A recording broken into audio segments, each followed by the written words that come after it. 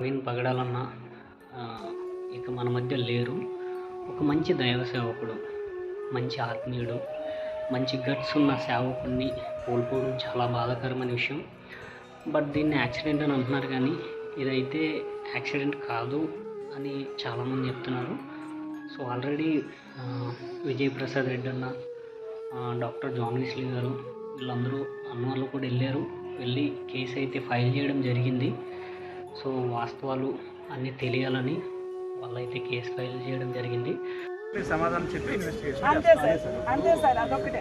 చాలా అగ్రెసివ్ వారిని కంట్రోల్ చేయడం కష్టమైంది. అందరికీ బాధ, ప్రతి ఒక్కరు డౌట్ ఉంది. చూసిన వాళ్ళు ఎవరు యాక్సిడెంట్ అనుకోవట్లేదు. ఆ టైంలో సో అక్కడ ఉన్న సిచ్యువేషన్ కూడా చూసి మీరు చూడండి. ఇదైతే కంప్లీట్గా యాక్సిడెంట్ అయితే కాదు, 100కి 200%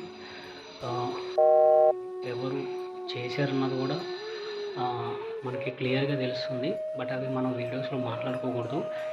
ఎనీవే వీళ్ళు చేసినప్పటికీ గవర్నమెంట్ వాళ్ళని పట్టుకున్నా పట్టుకోలేకపోయినా దేవుడైతే డెఫినెట్గా వాళ్ళకి శిక్ష విధిస్తాడు.